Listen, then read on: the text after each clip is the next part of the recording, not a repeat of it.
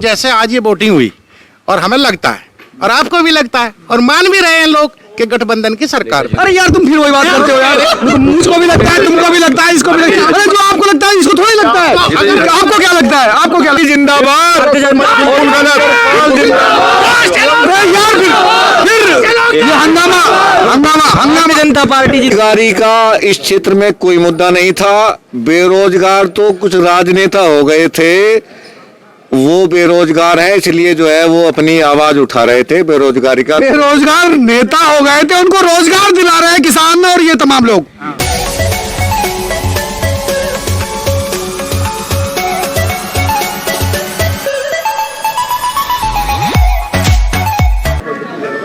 उत्तर प्रदेश के 11 जिलों की 58 विधानसभा सीटों पर मतदान हो चुका है।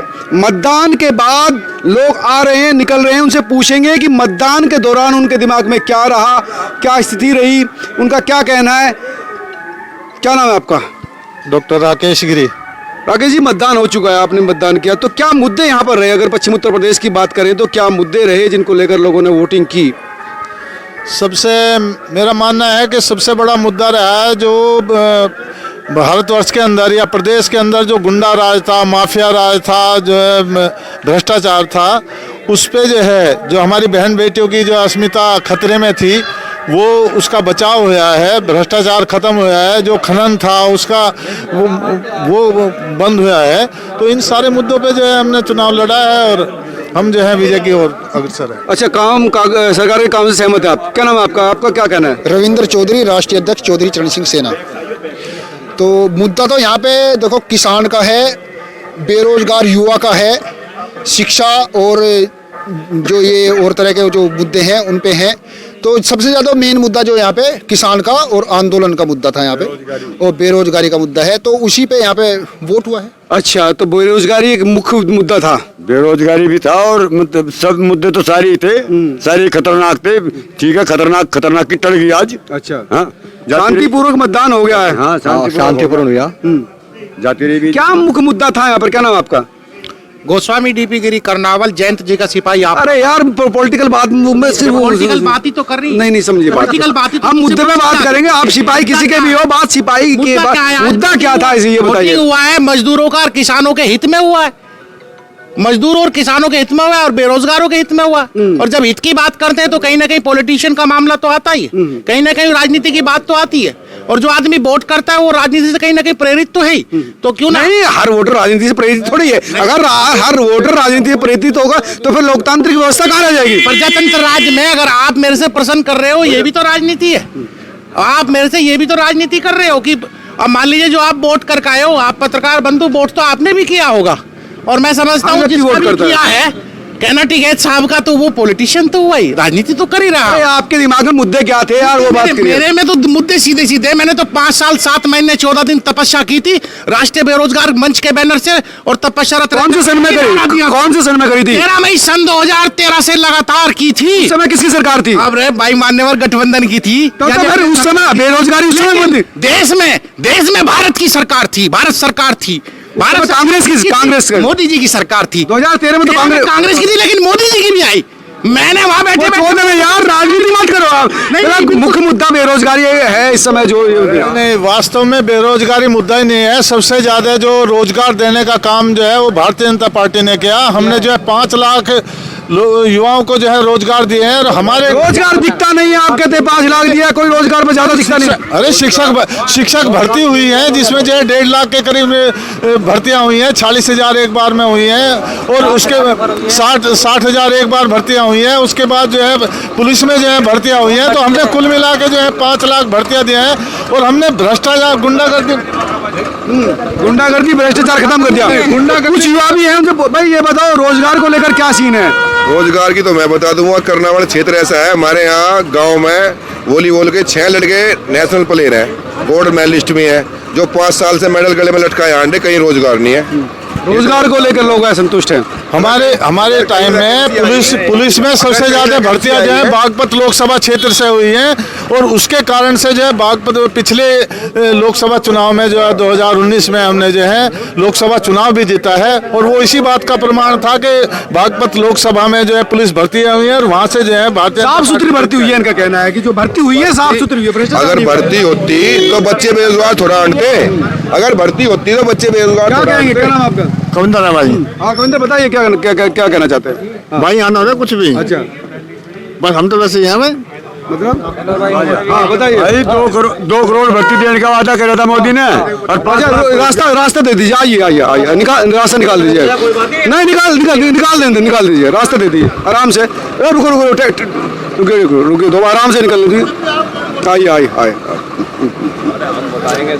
हाँ बताइए क्या बताना चाहते हैं? किसान क्या कहना चाहते हैं बताइए। देखिए, सबसे बड़ी तो मैं आपको बताता हूँ, किसान आंदोलन में राकेश टिकैत जी के संघर्ष के बाद सारी पार्टियों ने किसानों का नाम लेना पड़ा, ले रहे हैं। वो आंदोलन के पीछे तो आरएलडी थी, वो सीधा हो रहा है, तो साफ हो गया इसमें। किसान एक बात बताइए, जब कांग्रेस की सरकार थी, सुनिए, जब कांग्रेस की सरकार थी, बाबा महेंद्र सिंह टिकैत जब आंदोलन करते थे तो मुरली मनोहर जोशी तमाम उनके मंच पर उन पर आशीर्वाद लेने जा रहे थे। क्या जब पॉलिटिशियन मामला नहीं था, राजनीतिक दल है वो। अब बात करिए विकास की बात। विकास एक मेरे चाचा का लड़का तो हुआ था 40 साल पहले। अरे यार डायलॉग बाजी छोड़िए, आप डायलॉग सड़कों की बात कीजिए, बिजली की बात कीजिए। ये डायलॉग बाजी से काम नहीं चलेगा। बात सुनिए, डायलॉग बाजी विकास नाम ये। अरे भाई भर्ती की बता रहे हैं, वही भर्ती अब तो हुई थी रेलवे में, वही भर्ती रेलवे में हुई थी। अभी लिस्ट किसी की थी, भर्ती कोई हो गया जिसमें लाठी खानी पड़ी। दूसरी बात है सीका भाई ऐसा भी हुआ कि नाम किसी और पार्टी सब एक है। लेकिन एक बात बताइए, आते हैं वो चक्र है, चक्र आता है चला जाता है। ये बताइए निष्पक्ष भर्ती कौन सी हुई है? सड़कें देख रहे, इनका तो कहना कि निरपक्ष हुए हमारे। कौन सी हुई है? गठबंधन में जाति चली हुई है। आप कौन सी नहीं हुई है? आप कौन सी नहीं हुई है? 14 दिन में गन्ने का भुगतान आप किसी फैक्ट्री का बता दो, उसको हुआ है? सरकार कह रही कि कर दिया। अरे आप तो यही है, गन्ना मंत्री है, गन्ना मंत्री की शुगर मिल है, गन्ना मंत्री का खुद ही पूछ लोगे गन्ने का रेट हुआ है। किसानों को एकजुट होना पड़ेगा, किसान संगठनों को मजबूत करना पड़ेगा। पार्टी क्या अब वो छोड़िए, अब यहाँ पे अगर से वोटिंग जो हुई है, मान्यवर जैसे आज ये वोटिंग हुई और हमें लगता है और आपको भी लगता है और मान भी रहे हैं लोग कि गठबंधन की सरकार में। अरे यार तुम फिर वही बात करते हो यार। मुझको भी लगता है, तुमको भी लगता है, इसको भी लगता है। अरे जो आपको लगता है इसको थोड़ी लगता है। आपको क्या लगता है? आपको क्या लगता है? आप क्या पूछना चाह रहे हैं मुझे बताइए। भाई मैं तो सीधा वोटिंग हो चुकी है आपके क्षेत्र में। अब सवाल ये कि यहाँ का जो मुद्दा क्या था?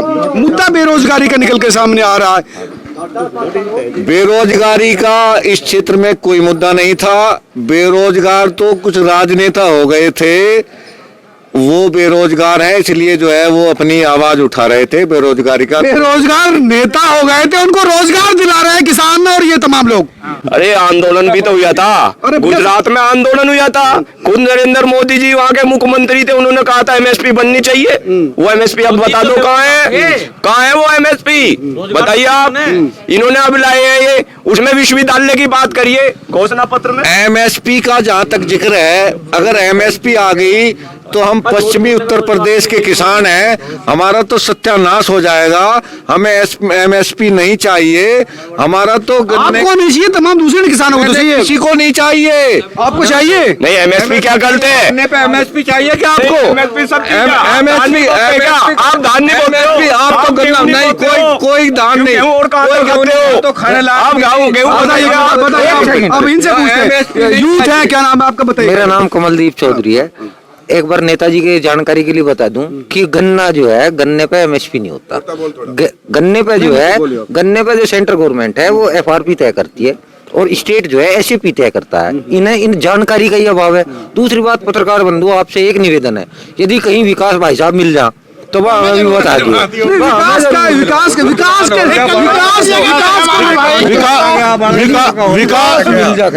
विकास के बारे में मैं बताना चाहूंगा कि जो इंफ्रास्ट्रक्चर है, आप ये देखें मेरठ से लेकर दिल्ली जो है एक्सप्रेसवे बनाया है, आप रैपिड रेल जो है वो मेरठ के अंदर आ रही है, गंगा एक्सप्रेसवे, यमुना एक्सप्रेसवे, सारी जो है हमारी उपलब्धियां। आप जो है सुबह 6 बजे जो है प्रयागराज जाइए, 12 बजे पहुंचिए, 2 घंटे जो है स्नान करिए, रात के कितने साल का विकास हो गया विकास देख लो जी, और देख लो सारा विकास के और जितने भी मैं कह रहा हूँ उद्योग नगर निगम का मामला है ना, जो वोटिंग तो यहाँ हुआ जी, चुनाव की बात तो यहाँ कर रहे हैं। विकास 5 साल का हो चुका है, जब तो गाँव में विरोध हो रहा 5 साल का। जी भाई साहब, इनकी ज्यादा हो चुका है, सड़कों पर, बिजली में। देखिए मेरी आदत नहीं है जोर जोर से चिल्लाना, बाकी इनकी आराम से बताइए आप नेताजी का। इनकी जानकारी फिर दुरुस्त कर दूं।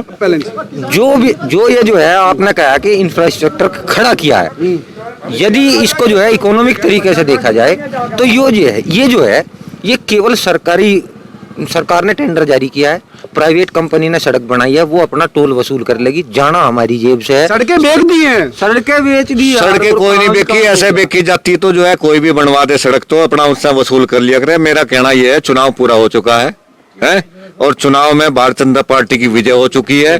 और यहाँ ये तो 10 तारीख को पता चला, यहाँ मनिंदर पाल विजयी हो चुका है। और नहीं, छोड़ने की बात नहीं है, छोड़ने की बात नहीं है। यहाँ जाट मुसलमान का मुद्दा था, कोई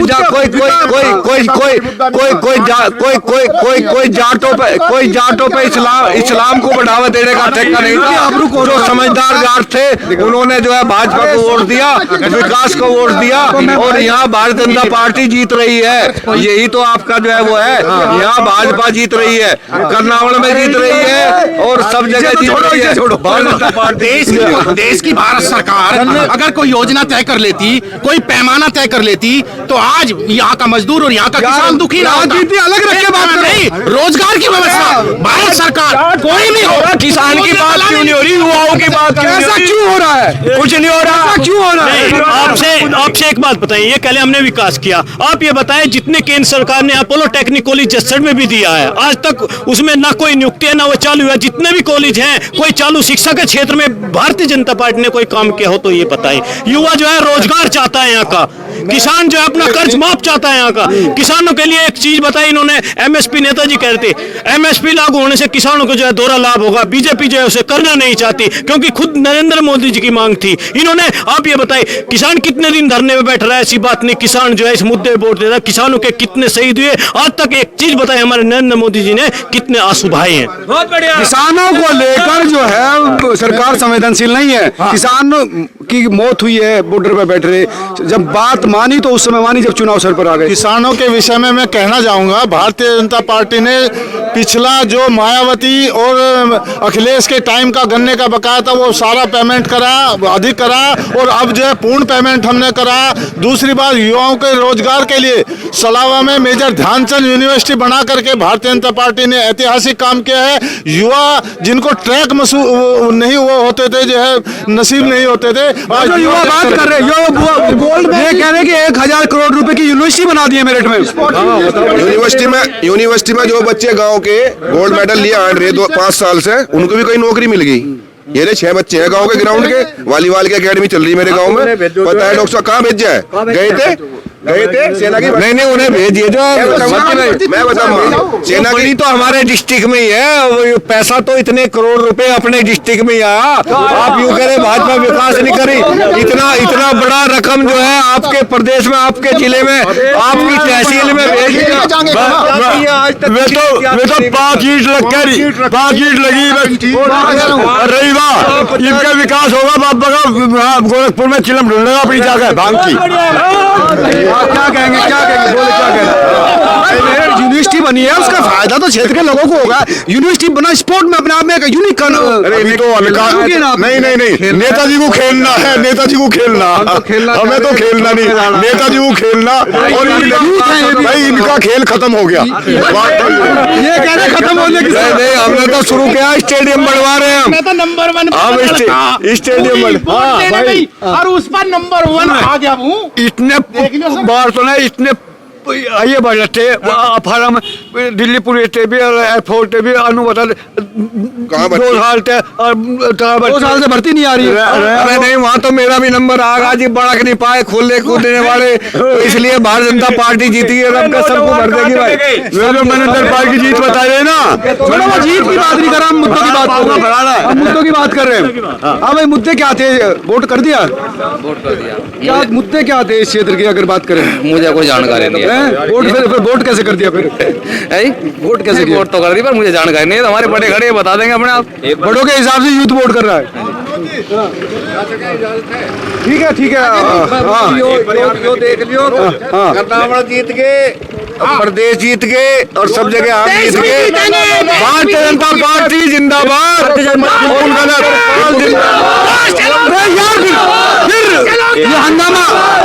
हंगामा जनता पार्टी जिंदाबाद। भाई ये सरासर झूठ है। मैं तो बता रहा हूँ, तुम तो बता दो, मैं पूछना बता रहा, मैं निकल रहा हूँ। कुछ बताइए क्या कहना चाह रहा है? देखिए, मुद्दे कुछ जो सीनियर है वो यहाँ पर बैठे हैं, उनसे जानकारी करेंगे कि क्या माहौल रहा और क्या कहना है उनका और किस तरह से वोटिंग ट्रेड रहा। निष्पक्ष हुआ चुनाव, कोई ये सबसे बड़ी बात है कि निष्पक्ष हुआ। हाँ, जोर जबरदस्ती कुछ नहीं हुई, कोई झगड़ा नहीं हुआ, बस यही हो इसकी चुनाव की बात। मुद्दे क्या रहे यहाँ के? मुद्दे जो मुख्य मुद्दे थे जिनको लेकर वोटिंग हुई है, मुद्दे तो चुनाव तक ही हैं और उसके बाद में खत्म हो जाए मुद्दे। तो अब सरकार बढ़ेगी तब मुद्दे उठेंगे। ये बड़ी बात करें कि मुद्दे चुनाव के दौरान ही याद आते हैं, चुनाव के बाद सब शांत हो जाता है, फिर राजनीति उसी ढर्रे पे चली जाती है। नई सरकार आओगी तब मुद्दे बढ़ेंगे। क्या कहेंगे? क्या नाम आपका? बस जो मास्टर जी कह रहे ठीक ही कह रहे, और सब तो यहाँ ना एक ही कैंडिडेट है सब। बस हाँ, कोई बताएगा कि मुद्दों के बारे में क्या बताना है? कुछ आप बताइए, क्या कहेंगे? ना, कोई जो हमारे साथी कह रहे वही ठीक है। ये कौन सी बात होगी? आप पढ़े लिखे इंसान है, जो छोटे मतलब कोई तालिबानी शासन चल रहा है पर तो फिर मैं क्या बताऊँ? मुझे बताना पड़ेगा। आप ऐसे थोड़ी क्यों, क्या बताऊँ? क्या मुद्दे रहे, किस तरह से यहाँ पर वोटिंग हुई या किस तरह से इफेक्ट डाला चुनाव पर? गठबंधन है या बीजेपी के? शांतिपूर्ण तरीके से वोटिंग हुई और गठबंधन का यहाँ जोर रहा, भाई ये है, और शांतिपूर्ण हुई। कोई बात बेरोजगारी मुद्दा था सबसे बड़ा। सबसे बिजली की समस्या थी, क्योंकि इन्होंने वादा करा। बिजली में तो सुधार हुआ है। क्या सुधार हुआ? बात सुनिए, हरियाणा में किसकी सरकार है? बीजेपी की सरकार है। यहाँ भी बीजेपी की सरकार है। वहां के और यहाँ के दाम में क्या है?